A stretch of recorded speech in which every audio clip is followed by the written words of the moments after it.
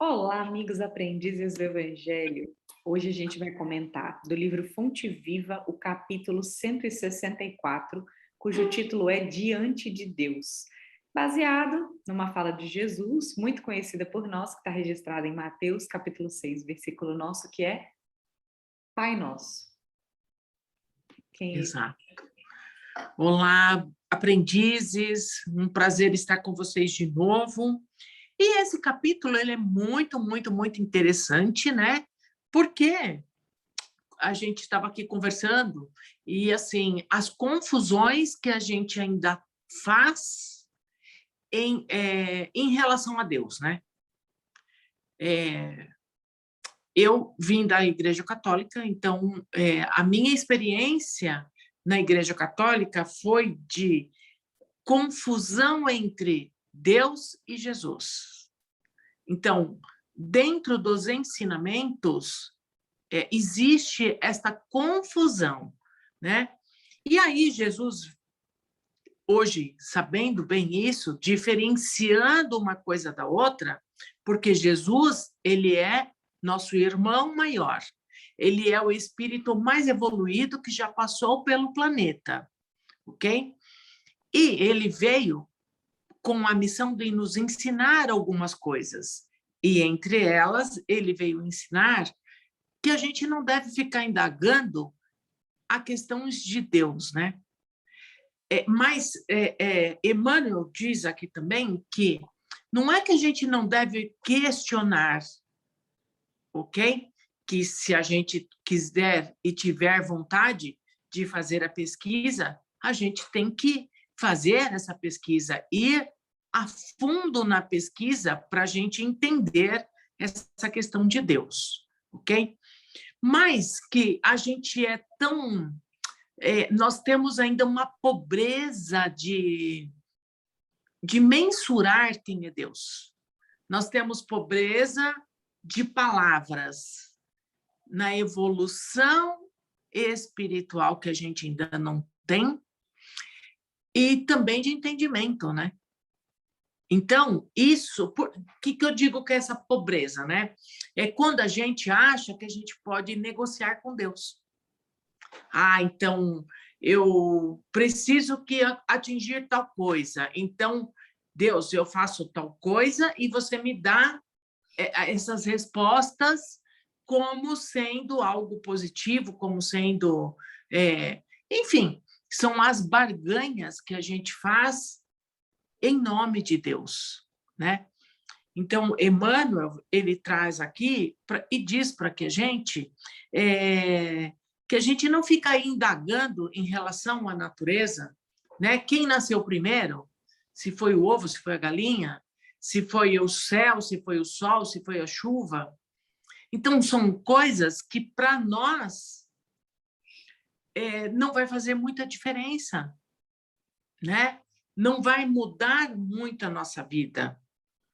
Mas Emmanuel, ele diz que, apesar de nós não termos essa questão e essa condição ainda de entender de forma profunda essa questão de Deus, mas que a gente deve amar, que a gente deve tentar fazer a nossa ligação com Deus, né? E que quando a gente faça isto, que a gente possa fazer no silêncio do meu eu com Deus. Então, a gente não precisa ir na praça pública e ficar gritando que a gente está orando, a gente não precisa ficar gritando dentro dos salões das igrejas para poder mostrar para a sociedade que nós estamos em contato com Deus. Não é esta a proposta, né? E que a gente possa esperar que esta evolução ela possa vir e um dia a gente possa realmente entender as questões de Deus, né? Tem uma questão aqui que eu gostaria de ler, né? Que é assim, ó, que o mestre ele padroniza para nós a atitude que nos cabe perante a Deus. Então, nem pesquisa indébita, nem inquirição precipitada, nem exigência descabida, nem definições desrespeitosa em relação a Deus, né? Então, se a gente for pensar, as pessoas utilizam o nome de Deus até para ganhar dinheiro, né? Até para se convencer diante de certas situações. E isto não é interessante, isto não é bom, nem para nós individualmente, nem para o planeta em si, né? E nem para o país, para a sociedade, porque isso demonstra o quanto a gente ainda é criança, ignorantes na questão do conhecimento de Deus. Não é isso, Olivia? É isso. O Emmanuel realmente chama a atenção para esse método que Jesus nos demonstrou na nossa relação com Deus, porque essa experiência para com a divindade é um negócio muito íntimo, né? Até porque, realmente, como você falou, o problema não é a gente ter curiosidade, né? De ter aquela raiz filosófica, de questionar, de procurar saber, mesmo porque foi o que Kardec fez. Então, se a gente já abriu o coração para o Espiritismo, a gente tem ali no começo do Livro dos Espíritos um conteúdo incrível para a gente refletir sobre a natureza de Deus. A questão é que a gente não pode condicionar o nosso amor a Deus a ter essas perguntas respondidas. Então a gente fica, às vezes, muito tempo pensando, tá, mas Deus é o Deus do universo. E se o universo não for um só? E se a teoria do multiverso... E aí a gente, presos a esses paradigmas aí, a esses questionamentos, a gente deixa de estreitar a nossa relação íntima com Deus.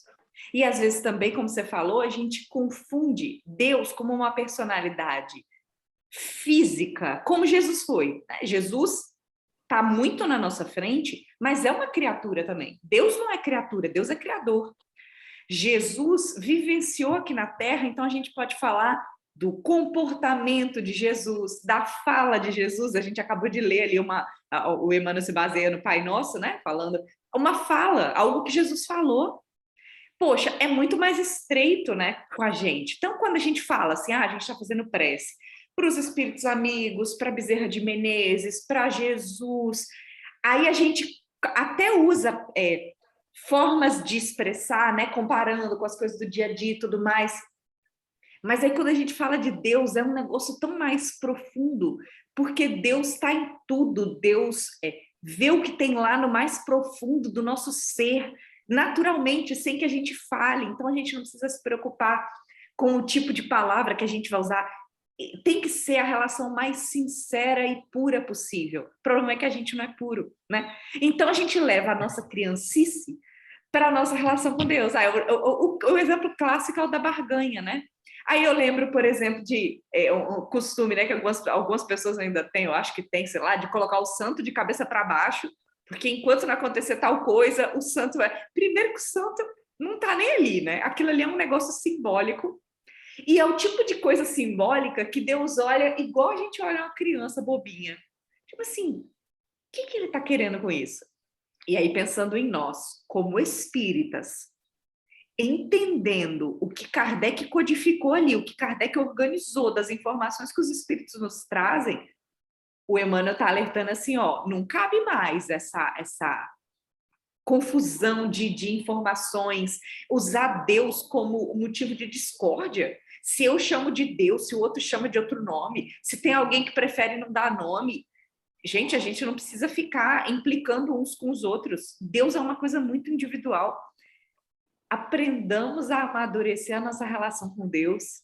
Aprendamos, como o Emmanuel em algum momento do capítulo fala assim, procurar Deus no silêncio, né? No silêncio.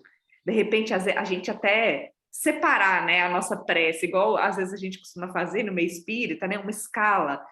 Cumprimentamos o nosso mentor individual que está com a gente sempre, e aí a gente imagina as nossas vibrações se elevando para as esferas crísticas, para que a nossa prece chegue, e aí a gente vai para o contato com Deus. Lembrando que durante todo o processo a gente está em contato com Deus, porque Deus é tudo, né? Assim, a gente não tem nenhuma definição, né? A gente só tem a definição inteligência suprema, causa primária de todas as coisas. E que essa definição nos baste, né? E que pensar nos atributos que Kardec enunciou aqui, que é todo perfeição, né? O amor infinito, a sabedoria infinita, que isso baste para que a gente possa chamar Deus de Pai e não Pai terreno, um Pai supremo. Aqui tem uma frase, um parágrafo que eu gostaria de colocar. Ó. Não possuímos ainda inteligência suscetível de refletir-lhe a grandeza de Deus, mas trazemos o coração capaz de sentir-lhe o amor. Então, isso basta, né? Olha, se a gente sentir a presença de Deus, se a gente sentir que Deus nos ama, isso é o suficiente, né? Eu acho. Aí eu lembrei da historinha. Eu não sei se é Santo Agostinho, já esqueci o que é, mas algum sábio aí, sei lá, estava questionando Deus, questionando. Eu acho que foi Santo Agostinho. E aí, de repente, ele vê uma criança na praia, um buraco na areia com água e a criança tirando a água de dentro do buraco. Mas aí o mar enchia o buraco de novo e olhou assim e falou assim: criança, você nunca vai conseguir tirar a água daí. O seu copinho aí é muito pequeno, o mar é muito grande. E aí a criança se transforma num espírito e fala. Da mesma forma, você está aí questionando Deus? Deus é imenso, sua cabeça é muito pequena. Não fica preso tentando entender isso. É isso. Eu acho que é bem isto e, assim, é o que a gente pode trazer e convidar o pessoal a ler o capítulo, né? Porque ele é bem interessante. E refletir, né, sobre a experiência individual com Deus, né? Já que é algo tão individual, que cada um vê de uma forma, né? Então tem lá o livro A Cabana, por exemplo. Deus é descrito de uma forma e acaba. Gente, é a experiência, né? É uma experiência de uma pessoa. A gente não tem que criticar a experiência dos outros. A experiência com Deus é uma coisa extremamente particular. É verdade. Pessoal, individual, não tem local, idade, né? As pessoas, de repente, têm aí uma experiência que muda, né? Com certeza. Muda toda o conceito que ela tinha antes. É isto. É isso, uma outra vibração. Então, hoje é você, né? Sim, sou eu. Vamos lá, então. Nós vamos, assim, fechando os nossos olhos, retirando os nossos melhores sentimentos e pensamentos. Vamos, assim, buscando o símbolo da casa, aprendizes do Evangelho. Vamos imaginando que este símbolo vai se enchendo de luz. Luz que o Mestre vai desejando e nós vamos alimentando esta luz. Este símbolo vai parar sobre a nossa casa e sobre o nosso telhado, vai assim derramando essas bênçãos e essas luzes, essas boas energias no nosso lar. Vamos assim buscando todas as pessoas que moram em nosso ambiente, mesmo aqueles que não se encontram no nosso lar neste momento, mas que vão podendo, aonde estiverem, sentir as bênçãos e sentir a presença de Deus em suas vidas, vai acalmando, serenando, e vamos vibrando intensamente, este símbolo vai se crescendo, vai assim buscando todos os moradores da nossa rua, o nosso bairro, e este símbolo vai aumentando através das energias de todos os irmãos e vai assim buscando o nosso estado.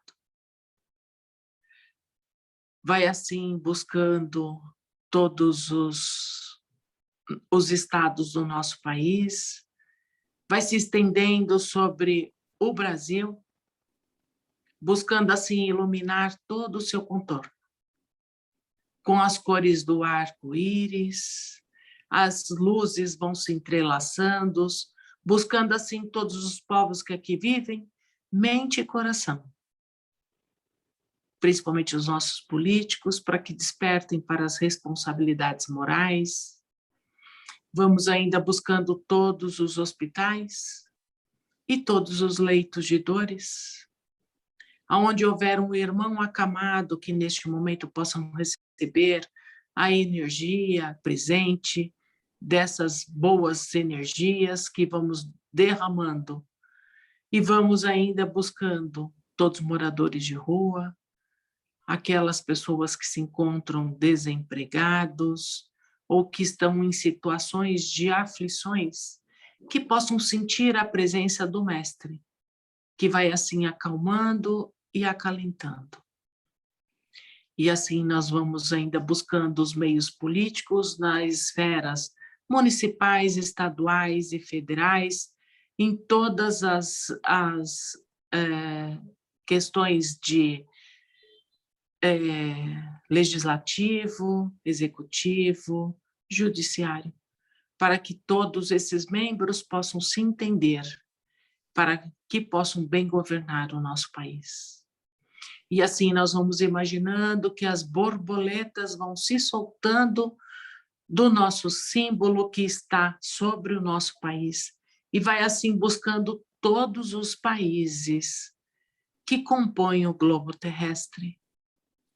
Essas borboletas vão buscando ainda, principalmente os meios políticos de todos esses países, e vai deixando derramar sobre todas as populações flocos de amor, de boas energias, que a paz se faz presente.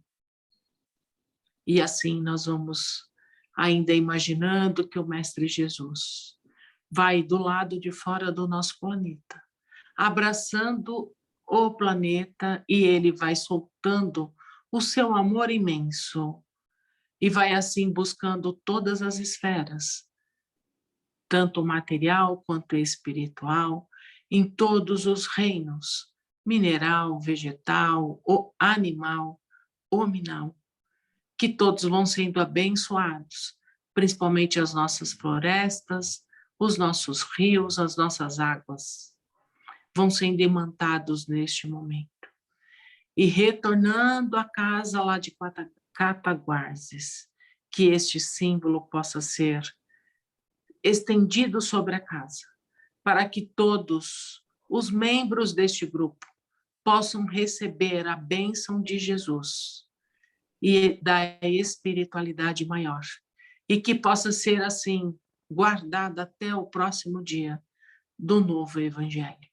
Que assim seja, graças a Deus, e doamos ainda as melhores energias a Bezerra de Menezes, para que ele possa levar aonde se faz necessário. Que assim seja, graças a Deus. Graças a Deus. Até a próxima semana, pessoal. Até a próxima.